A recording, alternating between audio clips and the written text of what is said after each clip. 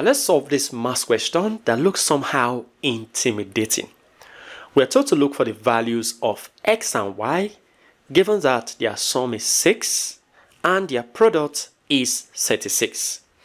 We can't say because their sum is 6, then one of them must be 3 and the other must also be 3, that results to 6. So what about their multiplication? 3 times 3 is 9 and not 36. Well, we can decide to add two values to give 36, but in the end, their multiplication is always smaller than 36. So we have to use another route. Well, let's call this equation 1 and call this equation 2. So from equation 1, let's make y stand alone. So we say y is equal to 6. Now we have to move x to the right. So, and as x crosses, it becomes negative x. So let's take this aside because we're going to be coming back to this. So y is equal to 6 minus x. Now let's fix that here in equation 2. So equation 2, we have x times y. So this is where we have y. So let me put it inside a parenthesis, equal to 36.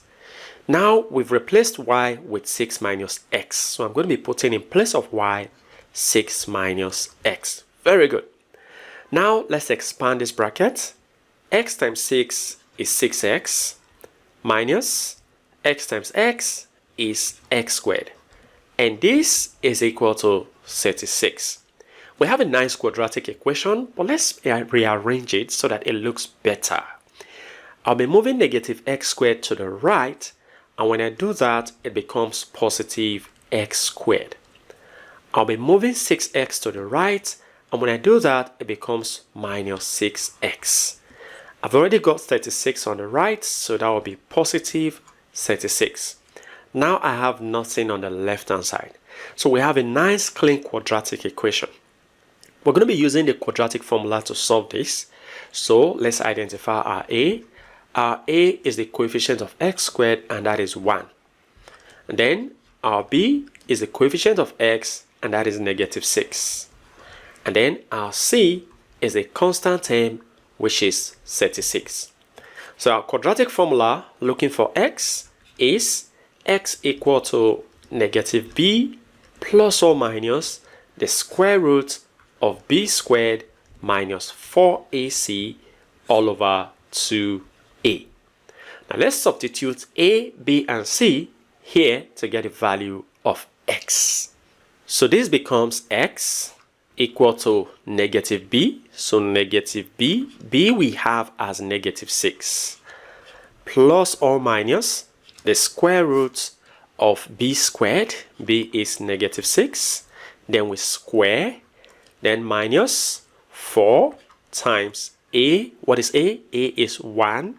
And then times c. C is 36. Very good. All over 2 times a, that will be 2 times 1. So simplifying further, x will be equal to negative times negative is positive. So I'm going to be having positive 6 plus or minus the square root of negative 6 squared is actually 36. Minus, now I have 4 times 1 times 36, which is 144. All over 2 times 1 is 2. Good. So simplifying, x will be equal to 6 plus or minus the square root of 36 minus 144 is negative 108 all over 2. Very good. Now let's break this negative 108 down. So we have x to be equal to 6 plus or minus the square root of negative 108 is same as, I'll start with negative 1. So this is negative 1 times 36 times 3. Good. This gives negative 108 all over 2. Very good. So this becomes x equal to 6 plus or minus. Now I'll separate this into their various square roots. So this becomes the square root of negative 1 times the square root of 36 times the square root of 3. all over 2. Very good. So this is x equal to 6 plus or minus the square root of negative 1. Don't worry, I'll come back to it. Let's come here. The square root of 36 is 6 times the square root of 3. And then let's come back to the square root of negative 1, which gives a complex value of I. Very good. All over 2. Now let's separate the fraction. Good. So this becomes x equal to 6 divided by 2. We have 3 plus or minus 6 root 3i divided by 2 is 3 root 3i. Good. So there are two values of x from here, which are, the first one is 3 plus 3 root 3i, and then the second is 3 minus 3 root 3i. Very good. Now we're going to be substituting these values of x to our start equation. Remember our equation, which is y equal to 6 minus x, to get the corresponding value of y.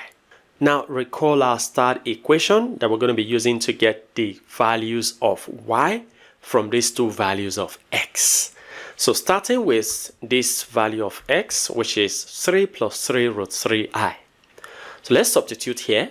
So our corresponding value of y will be 6 minus x. X is 3 plus 3 root 3i. So simplifying further, corresponding value of y will be 6 minus 3.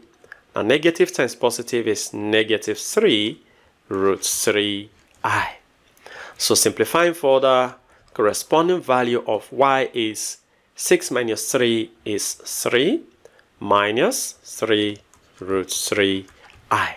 So the values of x and y from here, we got x to be 3 plus 3 root 3i, then y to be 3 minus 3 root 3i. Good. Now let's solve for when x is 3 minus 3 root 3i. So substituting here, our corresponding value of y will be 6 minus, now this is 3, let me put this in a parenthesis, 3 minus 3 root 3i. So this gives corresponding value of y to be 6 minus 3, negative times negative is positive, 3 root 3i. So this becomes y, 6 minus 3 is 3, and then plus 3 root 3i. Very good. Now the values of x and y, which is their second value, is, we have x to be 3 minus 3 root 3i, then y to be 3 plus 3 root 3i. And there you have it. Well, feel free to share your ideas in the comment section below. And if you enjoyed this video and have learned something from this video, go ahead and give this video a thumbs up. Subscribe if you haven't. Turn on the notification bell so you don't miss my upcoming videos. And like I always say, until next time, take care.